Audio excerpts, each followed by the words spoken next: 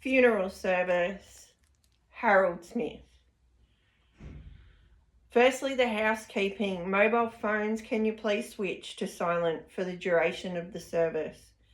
If you need to take an urgent call, please take it out the back of the room. We gather today to mourn the passing of Harold Harry Smith and to pay tribute to his life.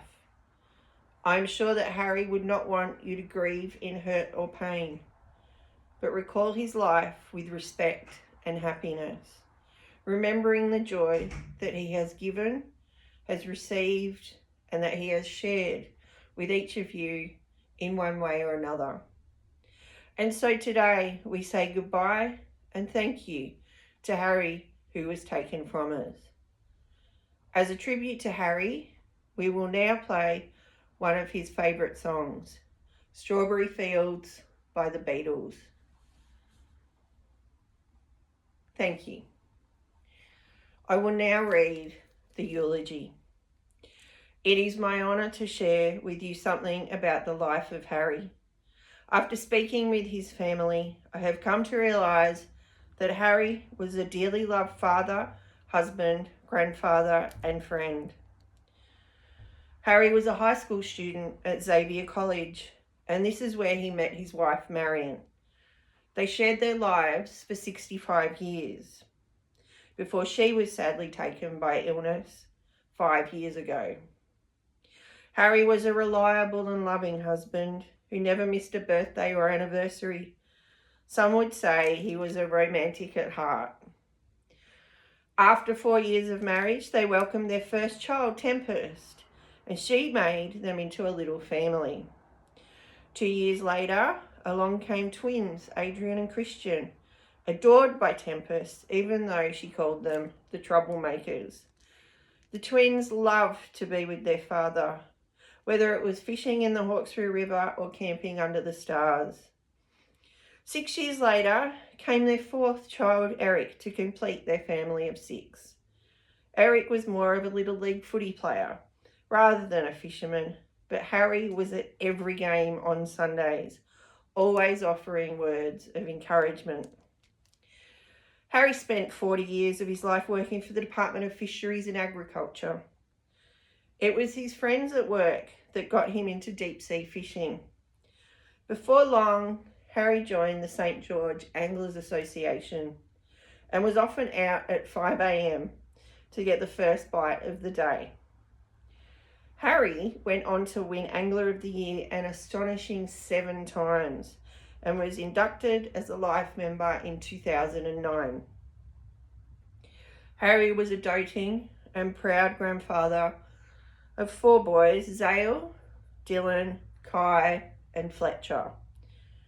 Harry's eyes would light up whenever he talked about his grandsons. He boasted to friends about teaching them how to swim and how to catch the biggest fish. His grandsons still love their fishing today, and it is a tribute to their grandfather how they have become such avid anglers. Harry loved his camping, and in retirement, Harry and Marion took to the road to travel around Australia. They met a lot of good friends and had so much fun on their epic travel adventure of 22 months. Harry often told stories of the family barbecues, about their adventures and his bravado of scaring off a brown snake or 3. Okay, it is now time that I ask Tempest, Kai and Fletcher to come forward to do their tributes and readings. Kai and Fletcher are both reading from Harry's notes he kept whilst fishing. Thank you, Kai and Fletcher, for those wonderful memories. Tempest will now read a tribute to her father. Thank you, Tempest, for those lovely words. I would like to thank Harry's family for their involvement in the service today. Also, thank you to Tempest for being such a great help. Thank you to Joanne for organising a lot of today's proceedings. The family would like you to join them for the wake at St George's Anglers at 4:30 p.m. Now for the committal. All that is left now is for us to say goodbye to Harry. Whilst his body will leave us, we still keep alive in our hearts the joyful memories of a dear husband, father, son, brother, and mate. Please stand as I say the words of the committal. We don't know why he left so early. We thought he should have been here for longer. Harry's life goes on, and his legacy is seen in the faces of his children and grandchildren. This time of physical parting is going to be the most difficult time of all. Now we say our last goodbye to Harry. Do not just feel grief of his death, but also feel gratitude for his life and the special privilege of sharing it with him. Lovingly and tenderly, we return his body to the elements from which it came. We are glad that Harry lived. We are glad that we saw his face and felt the pressure of his hand. We cherish the memory of his family life and his place in history.